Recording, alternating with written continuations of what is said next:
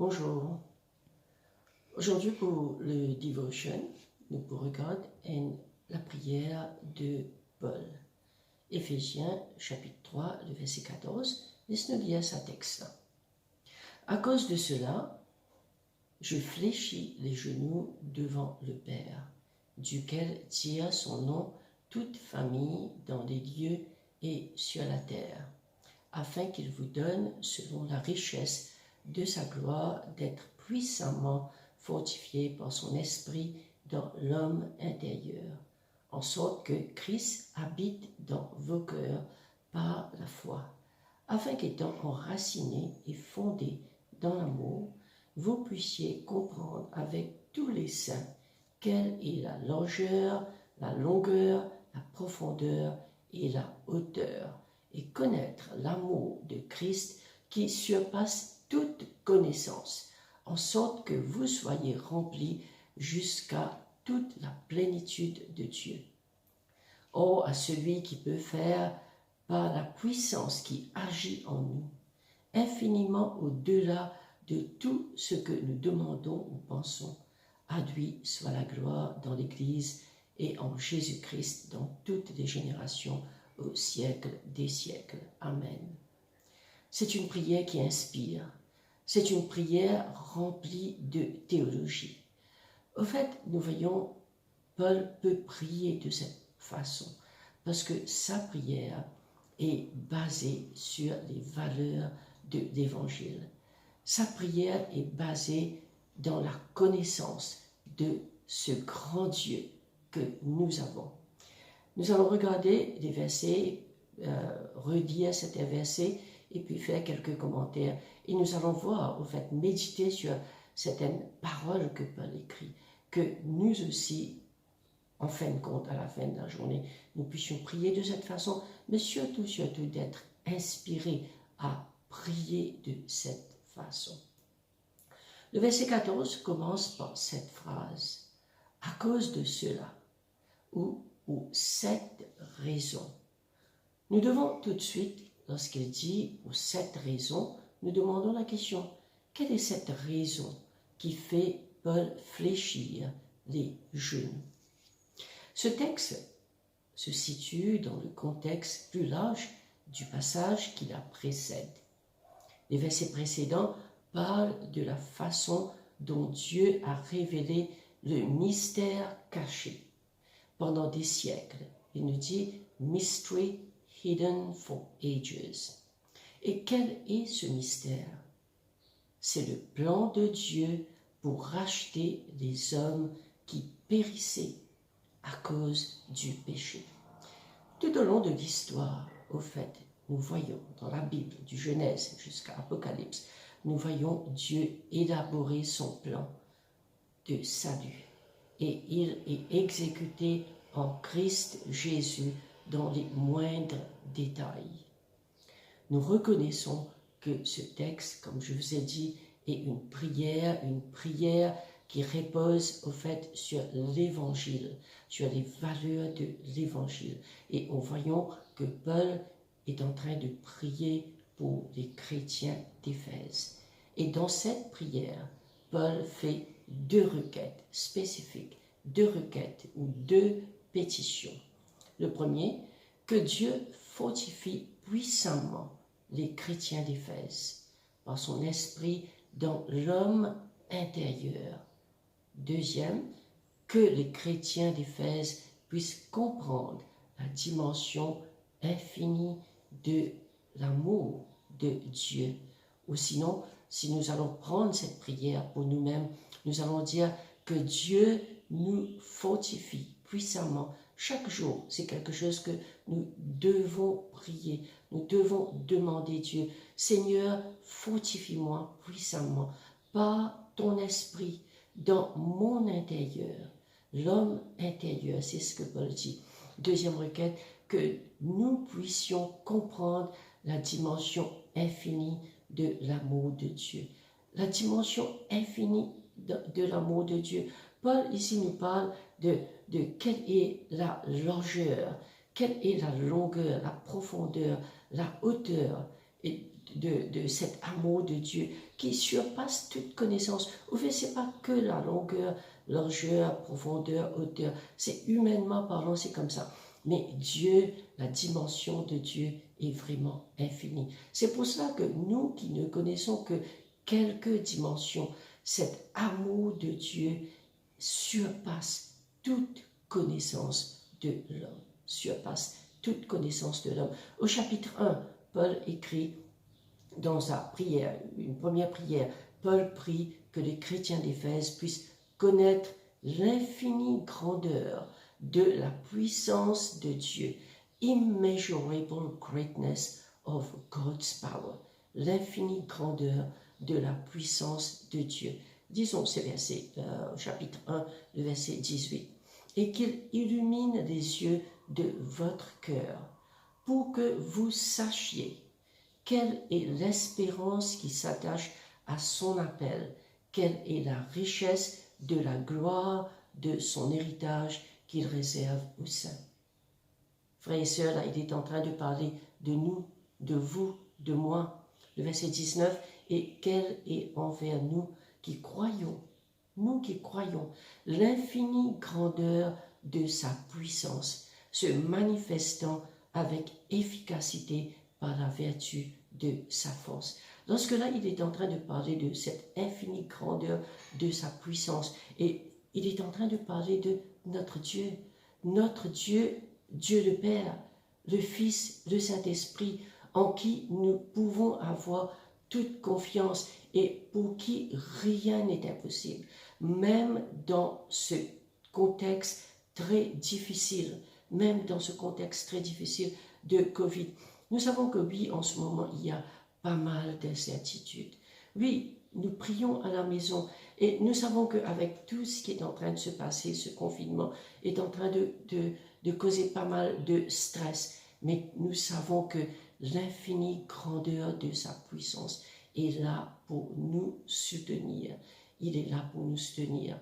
Et nous savons que chaque matin, au fait, cette fidélité de Dieu pour nous soutenir par sa puissance, cette même puissance qui agissait en Christ Jésus, à présent, il nous est donné, il va nous soutenir et que nous soyons fortifiés par le Saint-Esprit qui habite en nous, en chacun de nous, en vous, en moi. Et si nous prions que Dieu nous fortifie, c'est une garantie qu'il nous donne, que Dieu, oui, il va nous fortifier dans notre homme intérieur. Et c'est une promesse. Et c'est ça que nous avons besoin chaque jour. Pourquoi nous avons besoin de chaque jour?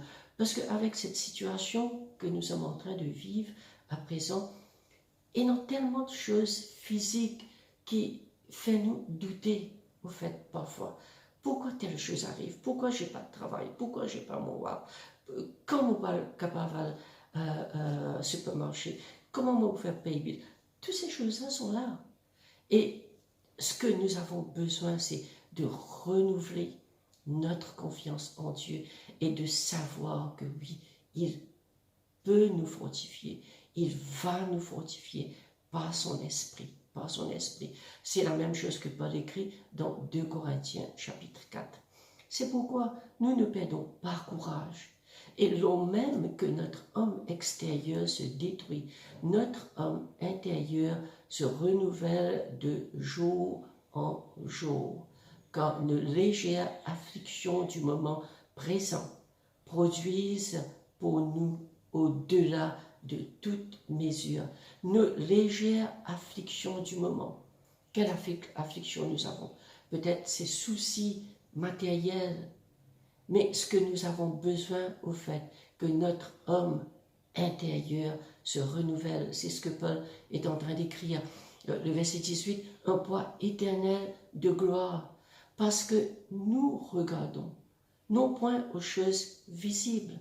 Ces choses visibles vont passer, mais à celles qui sont invisibles, car les choses visibles sont passagères et les invisibles sont éternelles. Donc, c'est la raison pour laquelle nous devons nous attacher à ces choses qui sont invisibles, les valeurs que nous avons dans l'évangile de Jésus-Christ. Lui-même, l'auteur de cet évangile, notre Seigneur, notre Sauveur, nous allons nous attacher à lui.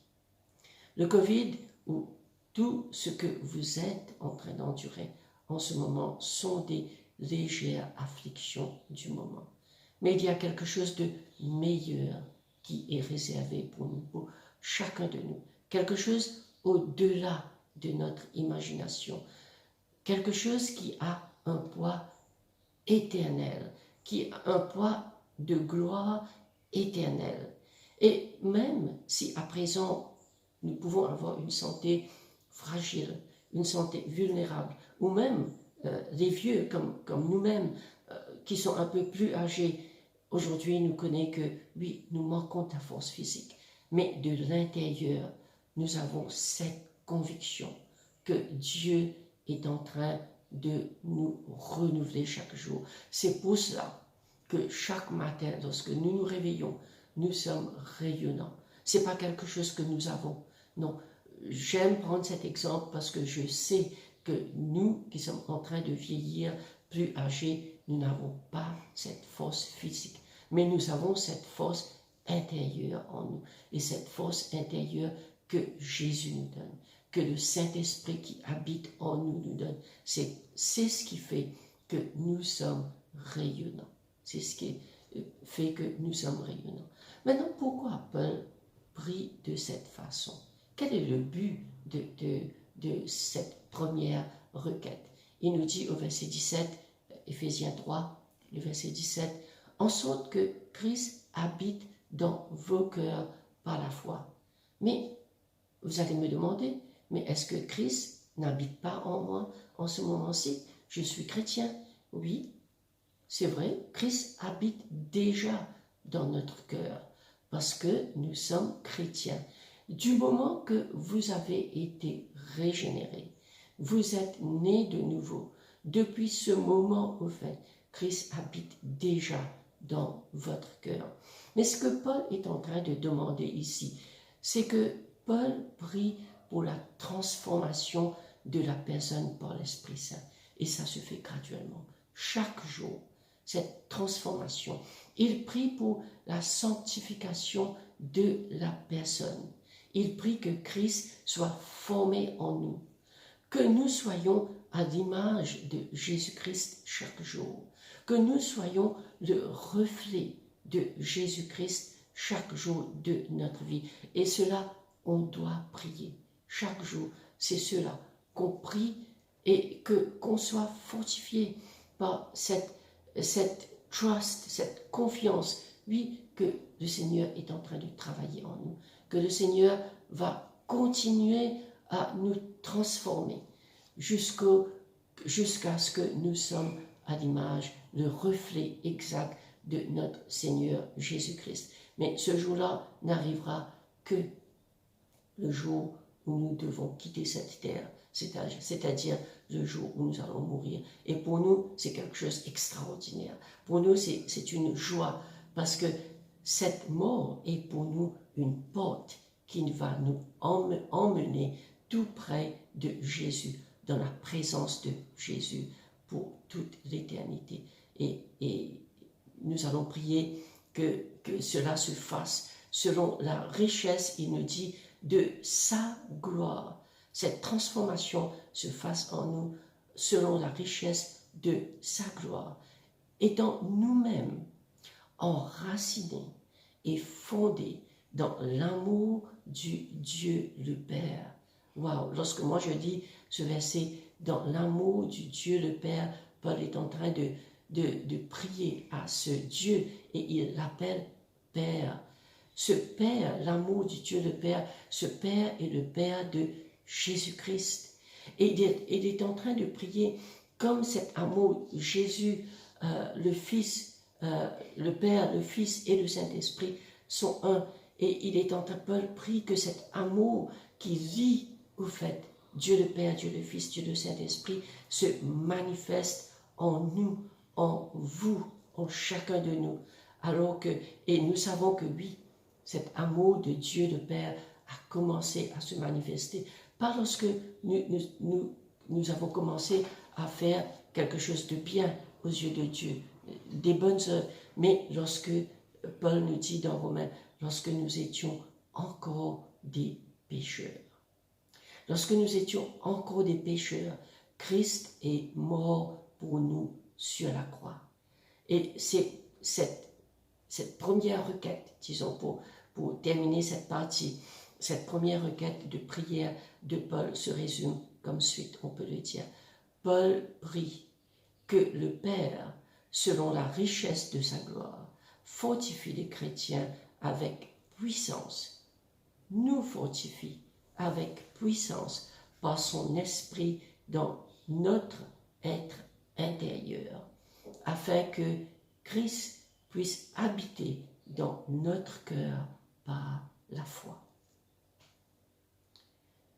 Nous allons regarder la deuxième requête de Paul pour les chrétiens d'Éphèse, éventuellement pour nous-mêmes. Paul prie que nous puissions comprendre la dimension infinie de l'amour de Dieu. Au verset 17, deuxième partie, jusqu'au verset 19. Connaître l'amour de Christ. Connaître l'amour de Christ, c'est quelque chose d'extraordinaire. Il faut avoir vraiment connu cet amour, parce que c'est quelque chose qui surpasse toute connaissance. L'amour de Christ pour les élus, pour vous, pour moi, c'est quelque chose que le monde ne va pas comprendre. C'est quelque chose qui est de la folie pour le monde. Mais nous qui avons connu Christ, nous savons toute cette grandeur, toute cette dimension de cet amour infini de Dieu. Le verset 17, il nous dit « Afin qu'étant enracinés et fondés dans l'amour ». Nous sommes enracinés et fondés dans l'amour. Ce n'est pas par nous-mêmes, c'est Dieu qui l'a fait. C'est Dieu, il a agi en nous pour nous mettre dans son amour. Il a déversé cet amour en nous. C'est pour ça que nous puissions aussi l'aimer en retour. Il nous a aimés en premier.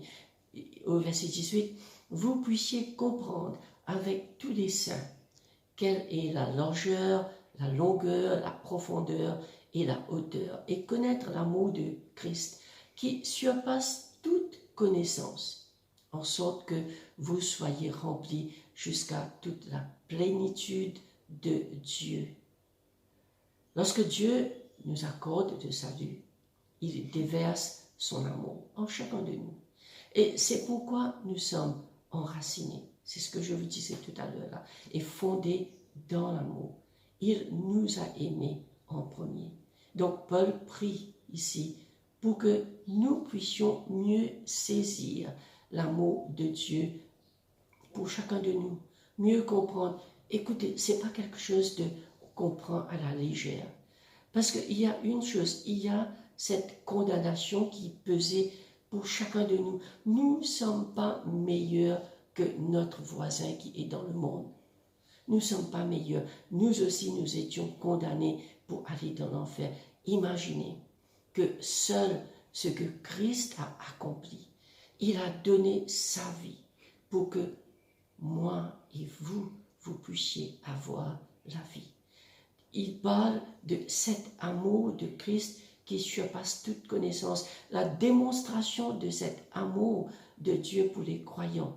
Et justement, lorsqu'il a donné sa vie sur la croix, souffrir atroce dans le jardin jusqu'à la dernière goutte de son sang. C'est cela qui a fait, lorsqu'il a donné sa vie, tout son sang. C'est cela qui fait que nous avons cette confiance que nous pouvons vivre maintenant. Nous sommes réconciliés à Dieu le Père. Le verset 19, en sorte que vous soyez remplis jusqu'à toute la plénitude de Dieu. À présent, nous ne sommes pas. À présent, nous avons just a glimpse of it. C'est seul Christ qui a toute la plénitude de Dieu. Il est à la ressemblance de Dieu. Mais cela arrivera dans notre vie également. Pas sur cette terre, mais lorsque nous serons avec lui en sa présence au ciel. En d'autres mots, afin que vous soyez tout ce que Dieu veut que vous soyez. À présent, qu'est-ce que Dieu veut que nous soyons? Que nous soyons à présent spirituellement matures. Que à présent, nous soyons saints comme lui, il est saint. Avec cette confiance que lui, il va nous donner la force que nous avons besoin pour vivre dans la sainteté, qu'il va nous donner tout ce que nous avons besoin pour notre sanctification. Nous savons, nous savons que je suis faible encore dans cette chair, que nous puissions prier chaque jour. Seigneur, aide-moi pour que je puisse être, donne-moi les ressources que j'ai besoin pour que je puisse être comme toi, Seigneur Jésus. Et que je prie que oui, tu habites dans mon cœur, que tu occupes toute la place dans mon cœur, Seigneur. Que oui, en fin de compte, toute la plénitude de Dieu puisse remplir mon cœur.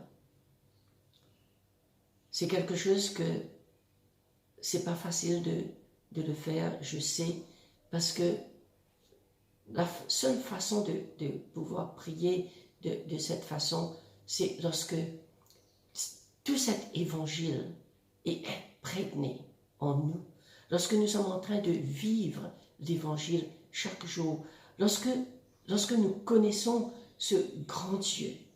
Qui est ce grand Dieu?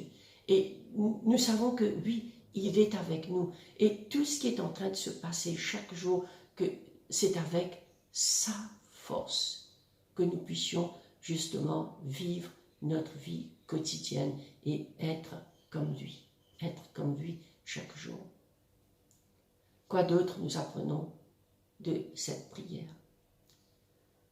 C'est une prière selon la volonté de Dieu, parce que c'est ce que Dieu nous demande. Hallowed be thy name, que ton nom soit loué dans tout l'univers. C'est ce que Paul fait effectivement dans cette prière.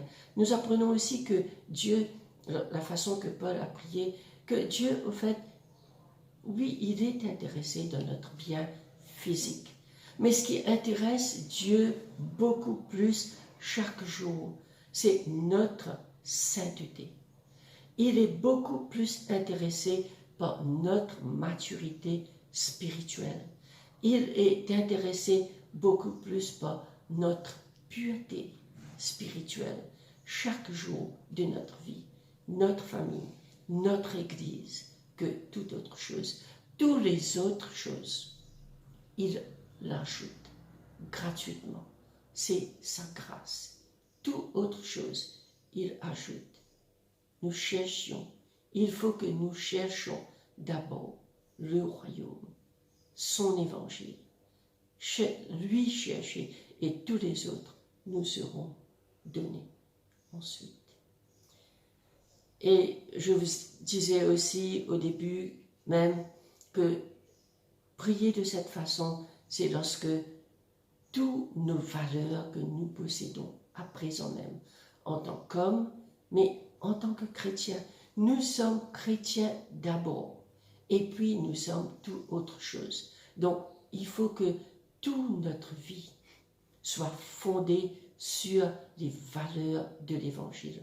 Nous voyons cela dans cette prière. Et quelque chose qui est extraordinaire, je vous disais aussi, Paul adresse sa prière à Dieu le Père. Dieu le Père est le Père de Jésus-Christ. Et ce Dieu, au verset 14, « À cause de cela, je fléchis le genou devant le Père, duquel tire son nom toute la famille. » Et Dieu le Père, il nous a donné son nom. Il nous a donné son nom. C'est quelque chose, à chaque fois que moi, je réfléchis, je médite sur ce que Paul est en train de dire, moi je vois c'est quelque chose d'extraordinaire. C'est un grand Dieu. Vous savez que notre Père, c'est ce même Dieu, c'est notre Père qui a placé, vous savez, toutes les étoiles dans le ciel que nous voyons ici. C'est lui qui a placé tous les astres, le soleil. C'est lui qui a la lune. C'est lui qui a créé tout l'univers. Vous sentez dehors tout ce que vous voyez, les arbres, les oiseaux, les montagnes, tous les animaux. C'est lui, et lui seul. Et il a aussi mis les moyens pour soutenir toutes les créations, toute cette création. Personne ne se plaint qu'il en manque quelque chose. Lui, c'est Dieu, c'est notre Père, c'est votre Père, c'est mon Père, c'est le Père de Jésus-Christ. Et ce privilège que nous avons à présent d'appeler Dieu notre Père, c'est un encouragement pour chacun de nous. Cette prière de Paul est enracinée dans la connaissance de la nature et le caractère de Dieu. Connaître Dieu, si à présent nous avons quelques doutes, il faut retourner et redire la Bible. La seule façon de connaître Dieu, c'est de lire et de dire la Bible. Ce que lui, il a préservé pour nous. La seule façon. Et Dieu s'est révélé, au fait, dans le livre qu'il nous a laissé. C'est une connaissance réelle et vitale de Dieu, au fait, nous apprend à vivre dans la sainteté, à vivre et à prier comme Paul est en train de prier. Paul termine sa prière avec cette doxologie. Oh, à celui qui peut faire, par la puissance qui agit en nous, infiniment au-delà de tout ce que nous demandons ou pensons. À lui soit la gloire dans l'Église et en Jésus-Christ, dans toutes les générations, au siècle des siècles. Amen. Amen. Amen.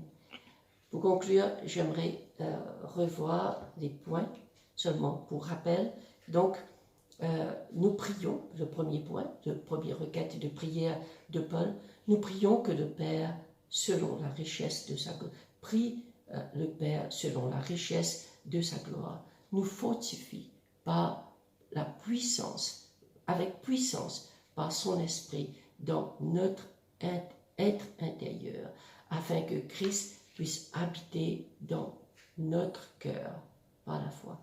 Nous prions que nous puissions comprendre la dimension infinie de l'amour de Dieu, que nous puissions comprendre quelle est la largeur, la longueur, la profondeur et la hauteur, et connaître l'amour de Christ qui surpasse toute connaissance, Le verset 19 nous dit, en sorte que vous soyez remplis jusqu'à toute la plénitude de Dieu.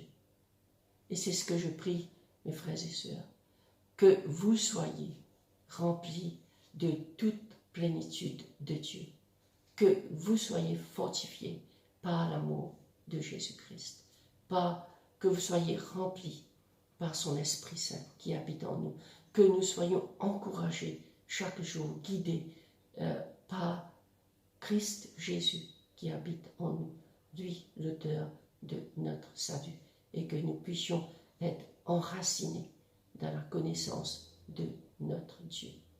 Amen. Amen.